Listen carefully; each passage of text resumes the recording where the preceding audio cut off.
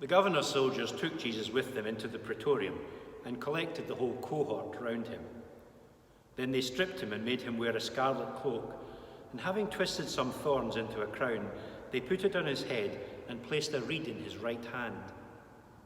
To make fun of him, they knelt to him, saying, "Hail, King of the Jews!" And they spat on him and took the reed and struck him on the head with it. And when they had finished making fun of him, they took off the cloak and dressed him in his own clothes and led him away to crucify him. On their way out, they came across a man from Cyrene, Simon by name, and enlisted him to carry his cross.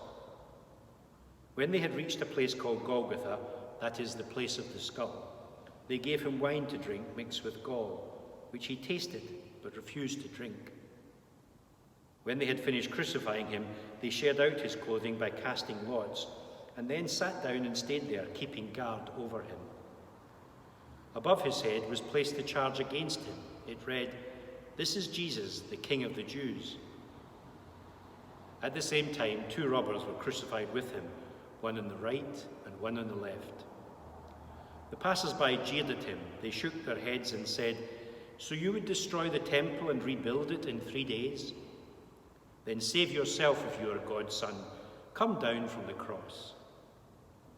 The chief priests with the scribes and the elders mocked him in the same way, saying, "He saved others, he cannot save himself. He is the King of Israel. Let him come down from the cross now, and we will believe in him. He put his trust in God. Now let God rescue him if he wants him. For he did say, 'I am the Son of God.'" Even the robbers who were crucified with him taunted him in the same way. From the 6th hour, there was darkness over the whole land until the 9th hour. And at about the 9th hour, Jesus cried out in a loud voice, "Eli, Eli, lama sabachthani?" That is, my God, why have you deserted me?" When some of those who stood by heard this, they said, "The man is calling on Elijah." And one of them quickly ran to get a sponge, which he dipped in vinegar, and putting it on a reed, gave it to him to drink. The rest of them said, "Wait and see if Elijah will come to save him." But Jesus, crying out in a loud voice, yielded up his spirit.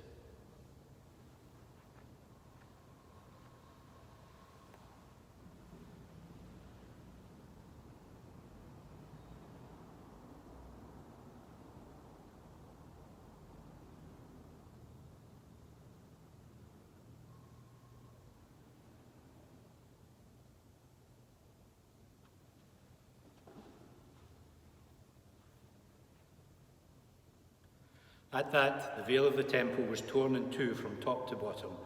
The earth quaked, the rocks split, the tombs opened, and the bodies of many holy men rose from the dead. And these, after his resurrection, came out of the tombs, entered the holy city, and appeared to a number of people. Meanwhile, the centurion, together with the others guarding Jesus, had seen the earthquake and all that was taking place, and they were terrified and said, "In truth, this was a Son of God." And many women were there watching from the distance, the same women who had followed Jesus from Galilee and looked after him. Among them were Mary of Magdala, Mary the mother of James and Joseph, and the mother of Zebedee's sons. When it was evening, there came a rich man of Arimathea called Joseph, who had himself become a disciple of Jesus. This man went to Pilate and asked for the body of Jesus. Pilate thereupon ordered it to be handed over. So Joseph took the body, wrapped it in a clean shroud, and put it in his own new tomb, which he had hewn out of the rock. He then rolled a large stone across the entrance of the tomb and went away. Now Mary of Magdala and the other Mary were there, sitting opposite the sepulchre.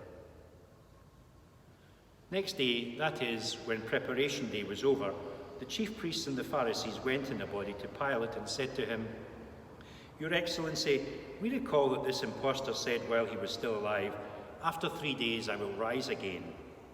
Therefore, give the order to have the sepulchre kept secure until the 3rd day, for fear his disciples come and steal him and tell the people, 'He has risen from the dead.'